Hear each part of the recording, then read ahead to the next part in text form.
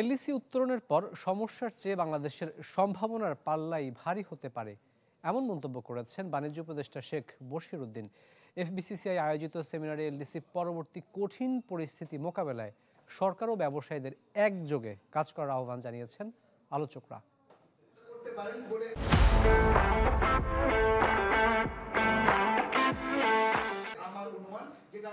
LDC উত্তরণ পরবর্তী challenge ও সম্ভাবনা নিয়ে এই সেমিনারের আয়োজন করে এফবিসিসিআই, যাতে রপ্তানি পণ্যের বৈচিত্র্যকরণের গুরুত্ব তুলে ধরেন শীর্ষ সংগঠনের প্রশাসক।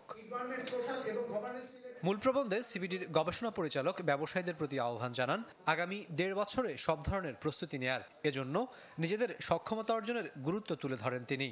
এ সময় বাংলাদেশের বাণিজ্য নীতির সমালোচনা করে সমস্যার কথা তুলে ধরেন ব্যবসায়ী নেতারা।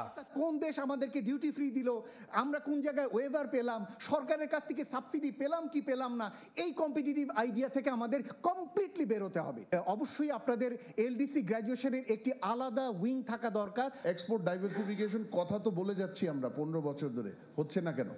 আমার মনে হয় সেই লেসন্স বা রিফ্লেকশনস আমরা যদি খুব ভালোভাবে না করি, সামনের দিনের ডাইভার্সিফিকেশন এফোর্ট সাকসেসফুল হবে না। কোনো কিছুই পরিবর্তন হয়নি, কিন্তু খরচটা বেড়ে গেল। তাহলে আলটিমেটলি আমাদের প্রোডাক্ট যখন আমরা সেল করি তখন কিন্তু সেই প্রোডাক্ট সেলিং এর ক্ষেত্রে আমার কস্ট অফ প্রোডাকশন বেড়ে গেছে এবং আমার কম্পিটিটিভনেসটা কমে আসছে। প্রপারলি যদি আমরা আমাদের ইনভেস্টমেন্টে যদি এখানে যদি না করি, ইনোভেশনে, রিসার্চে, তাহলে কিন্তু আমরা আগাতে পারবো না।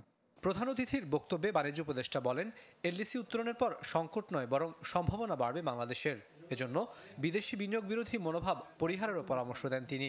তো আমাদের কি প্রস্তুতি নিতে হবে এটা আমরা আগে থেকেই জানি এবং ইতিমধ্যে অনেকে কিন্তু নিয়েছেন।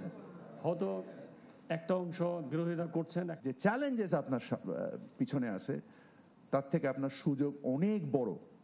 সো লেট আস, আমরা যদি সঠিকভাবে কাজ করতে পারি এই সমন্বিত বিষয়গুলোকে নিয়ে, গভর্নমেন্টের সাথে কিভাবে নেগোশিয়েট করব in policy support, in creating policies, তা না করে আমরা যে খুবই ফ্র্যাগমেন্টেড অবস্থায় নিজেদেরকে উপস্থিত করছি, এটা দীর্ঘমেয়াদে আমাদের কারোর উপকারে আনবে না। অর্থনীতিকে সঠিক পথে রাখতে বিভিন্ন দেশের সাথে বাণিজ্য চুক্তির বিষয়টির গুরুত্ব তুলে ধরেন আলোচকরা।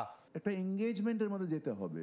রাকিব আল জাবেদ, চ্যানেল 24, ঢাকা।